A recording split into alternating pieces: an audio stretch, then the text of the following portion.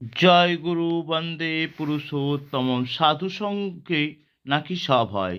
সাধুসঙ্গ বলতে কি বোঝায়? শ্রী শ্রী ঠাকুর বলছেন, প্রথম কথা, সাধু মানে ব্যবহারিক বোধসিদ্ধ মানুষ। আর সঙ্গ আসছে সনজ ধাতু থেকে। সনজ ধাতুর মানে আসক্ত হওয়া। ধাতুতে সাধুতে আসক্ত হতে গেলে যা যা করতে হয় তা তা করাই সাধুসঙ্গ করা। তুমি আমার কাছে বসে কথা শুনতে ভালোবাসো, অথচ 50টা টাকা চাইলে বা 5,000 মানুষ আনতে বললে সে কাজ ভালো লাগে না, তা কিন্তু সাধুসঙ্গ নয়, বরং তখন ওই কাজ করাই সঙ্গ করা। এরকম কথা শ্রী শ্রী ঠাকুর বললেন। একবার নারদ মুনিকে শ্রীকৃষ্ণ বললেন যে, তুমি সাধুসঙ্গ করলে কি লাভ হয়, ফল কি হয়, একটু আগে যে যাকে দেখতে পাবে তাকে জিজ্ঞাসা করো। নারদ মুনি কথা শুনে গেল। প্রথমেই একটা গোবরে পোকাকে দেখতে পেল। বলছে, ও গোবরে পোকা ভাই, সাধুসঙ্গ করলে কি লাভ হয়? যেই বলা সঙ্গে সঙ্গে গোবরে পোকাটি মারা গেল। শ্রীকৃষ্ণের কাছে এসে নারদ মুনি বলল, আপনি বলছেন সাধুসঙ্গ করলে কি লাভ হয় জিজ্ঞাসা করতে, যাকেই জিজ্ঞাসা করলাম সে মারা গেল। ঠিক আছে, ওটা মারা গেছে তো কি হয়েছে, আর একটু দূরে যাও।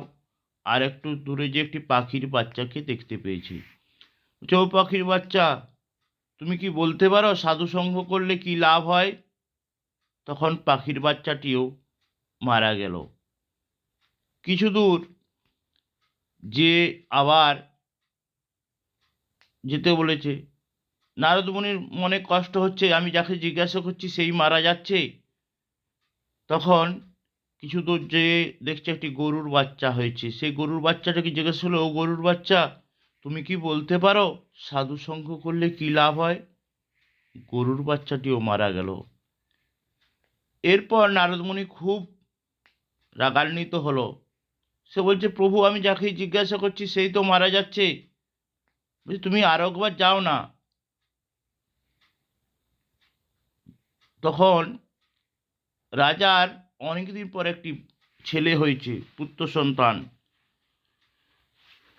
তাকে জিজ্ঞাসা করার উদ্দেশ্যে গেল।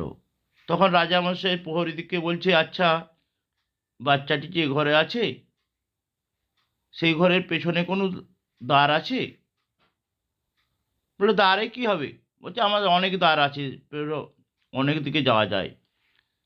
ঠিক আছে, এই বলে একটি পা দরজার বাইরে আর একটি ভিতরে রেখে ওই বাচ্চাটিকে বলছে, রাজার কুমারকে বলছে, ও রাজার কুমার, সাধু সঙ্গ করলে কি লাভ হয়?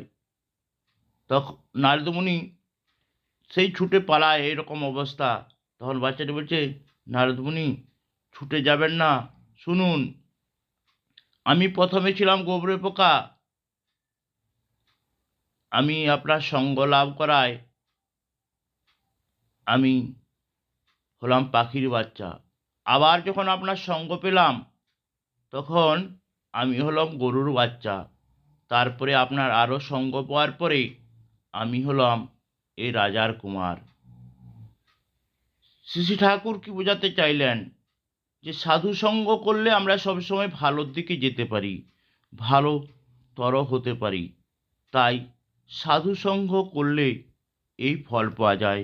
সকলকে জয় গুরু বন্দে পুরুষোত্তম।